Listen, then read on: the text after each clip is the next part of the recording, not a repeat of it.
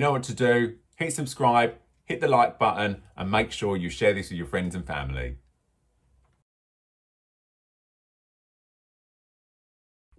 Hi everyone, and welcome back to the travel blog, whatever we're calling it still, haven't decided on a name. My name's Lloyd and I have decided to create this channel to help you with all of your holiday needs, a bit of travel advice, and basically just sharing my personal experiences from the amazing destinations I've been to. And today we're going to talk about one of my personal favourites, which is Vegas. So I never actually wanted to go to Vegas. It was somewhere that Adam always wanted to go to. He kept going on about it, and it was just somewhere that hadn't appealed to me. I was a bit like, there's no culture. It's the Sin City, adult playground, whatever. I'll go there one day, sort of thing. And we finally decided to book Vegas for our honeymoon. When we were booking a honeymoon, it was really difficult because we've been to so many incredible places, and it was a bit like, where are we going to go? What are we going to do? At the time, I was working for a travel company, so we managed to get an amazing rate, including upper class flights, 2 incredible hotels, because I didn't just want to stay in one. And we decided to go for 2 weeks in Vegas.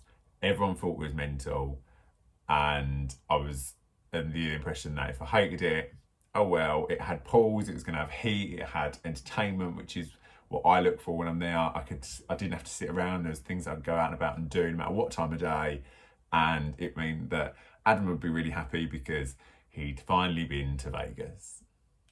So I'm a planner. I can't go away without knowing what I'm doing, where I'm going, that sort of stuff. I have to have an agenda.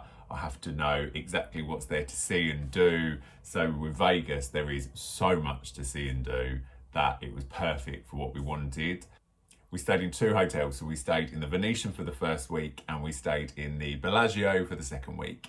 Adam had always wanted to stay in the Bellagio. I suppose it's the iconic feeling that everyone gets going to Vegas. We had to stay there, obviously.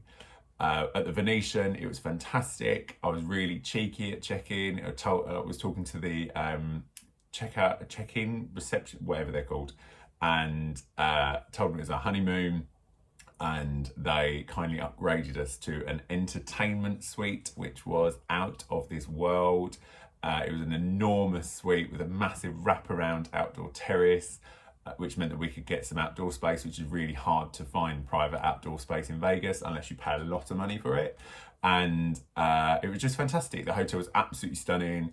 The room was huge. Most of the hotels in Vegas are big, so that was always quite nice. The only thing I didn't like about the Venetian was its swimming pool. If anyone's been there, it's on the roof, which is fantastic, but the windows for other rooms are around it, for like the pool view rooms, and it actually creates shadows so you don't get sun all day. And I'm a massive sun worshipper, so it ruined my tanning time when we were there, but hey, whatever. The next hotel we stayed in was the Bellagio, and we actually booked a penthouse suite there. Out of this world. So glad we did. However, I just wanted to share my top tips for Vegas today, and staying in the Bellagio in a penthouse isn't one of them. So 2 weeks in Vegas. We've been back multiple times since. I thought this was going to be a once-time trip. We're never going to go back again. Let's go all out and blow it all. But we actually fell in love with it. Vegas does so much for everyone. Honestly, no matter what you're into, there is stuff for you. I don't mean that in a kinky way. I mean it in entertainment. There's shows, there is just scenery to go and see. There's a culture in slightly outside of Vegas. So recently we went to Vegas just before the pandemic in 2020, hired a car for the day and drove all the way out to the canyon, drove through Canyon West. It was phenomenal, absolutely loved it, seeing all the beautiful natural scenery and the Grand Canyon.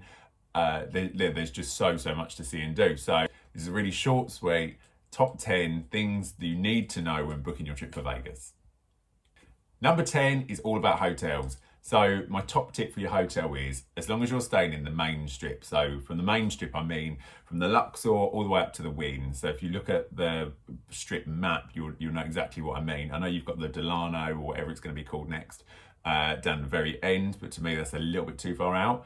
But the Luxor all the way up to the Wynn, it does not matter where you stay, whether you want to spend $2,000 a night or $20 a night. Find a hotel within that area. Centre strip don't really exist. The Bellagio is classed as centre strip. However, you are going to be up and down that strip all the time. So find a hotel that's within your budget that you're happy with and book it. Tip number 9 is footwear. So Vegas, you imagine glam parties, high heels, and just being really suave. If you choose to walk around Vegas, you are going to get those steps in. It's the Disneyland for adults. So you're going to walk miles every single day. Your feet are going to kill. So during the day, if you're just exploring, pack some comfortable shoes, whether that's trainers, flats, whatever. Just make sure your footwear is thought about. Don't do it in flip-flops because you'll be in agony, or spending a fortune on Uber or getting trams everywhere, which to me is pointless because you're not going to see the strip that you're going to pay for. You're paying to go and see. What do I mean? You won't see the strip. Tip number 8 is all about the time of year that you travel. So if you're planning to go in the summer, prepare for some heat. I'm talking, I mean, you're in a desert, so you're like top 40 degrees centigrade or plus, and it is freaking hot. So during the day, you're not going to be walking around unless you want to be a sweaty mess. So we would spend the day lounging around the pool. We got married in August, so our honeymoon was literally the 1st of September for 2 weeks. It was really, really warm, but we spent the day around the pool, chilling out, having a really nice time, and did our exploring in the evening. We've been back since in December. It's quite cold. You will need jumpers. We've been back in March, which is quite nice. It's the start of pool season, so it's getting a little bit warmer, but not boiling hot. And I've been quite a few times in between that as well. So just check your temperature, find a weather that you're going to be comfortable with, and depending on what you're planning on doing, make sure you know whether it's going to be boiling hot or freezing cold. Tip number 7 is all about planning. So you need to plan your evening meals in Vegas because the restaurants are phenomenal. Yes, there are some that you can just walk straight up to and you'll be able to get into. If you go to Caesar's Palace, for example, you've got a lot of the Gordon Ramsay restaurants in there. You can walk straight in, but you will have to wait. So you can walk up, they'll get you a table, might be a bit of a layover while they're waiting for that. But if you want to not have to queue and know where to be at what times, then plan ahead. So places like Catch, which is in the area, if you wanted to go to Hell's Kitchen, which is just outside of Caesar's Palace, the Bellagio, you've got Spargo currently, which does change from time to time. So it was previously Olive by Todd English. Just make sure that if you've got that restaurant that you are dying to go to, book it in advance. Don't be disappointed, or you'll be paying your concierge at your hotel a lot of money to get you in. Tip number 6. Tip number 6 is all about restaurants. So I know the last one was, but this one is all about my personal favourites and some recommendations. So if you haven't already, go to an all-you-can-eat buffet. I mean, everybody needs Chinese at 6 o'clock in the morning. But 2 of my favourite buffets are at the Wicked Spoon, which is based in the Cosmopolitan, right next door to the Bellagio. And the second is the Wynn buffet. The Wynn is actually my personal favourite. I think the decor is absolutely stunning and it's great value for money. No one leaves hungry, ever. So it's literally unlimited. You can go up as many times as you want. It's great if you're going in a big party because they have drinks packages you can add on to it. But they are literally open for most of the day. Just check your timetables of what sittings there. And then it'll be predominantly that meal. But you can have a huge selection. And it also means that you'll probably save money on lunch because never have I been able to eat 3 meals a day in Vegas when I've had a buffet. Tip number 5 is all about shopping. So there's 2 outlets in Vegas at the top and the bottom of the strip. So the outlet closest to Fremont Street is the best. So it's an outdoor outlet, which is part of the premium outlet, Simon Outlet Centres. If you've been to Orlando, it's the same group. It's absolutely amazing. And it's where you're going to get your most bargains. There's also a cheesecake factory there, which is one of my personal favourites. Tip number 4 is all about Fremont Street. So this is old school Las Vegas. You've got your old neon signs, you've got the kicking cowgirl, you've got your zip line all running down Fremont Street, which is amazing.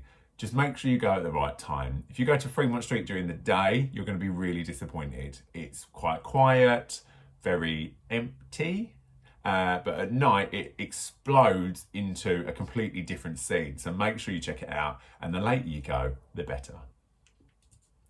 Tip number 3 is to hire a car. Yes, you're going to have a day off the drink, but it'll be well worth it. You need to head out towards Arizona, just 25, 30 minutes away from the Vegas Strip, depending where you're staying, is the amazing Hoover Dam and Lake Mead. It's an incredible experience to see it and see the man-made structure itself.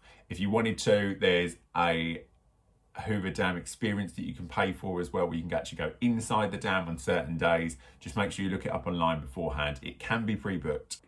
Depending how adventurous you're feeling when you're driving, you can drive a little bit further. You can go into Arizona, which is where you can go to the Grand Canyon. We did Grand Canyon West and paid for the ranch of the day. Absolutely incredible. And we did the Skywalk, which is the Glass D walkway, which is over the Grand Canyon. I forgot what it was called. Tip number 2.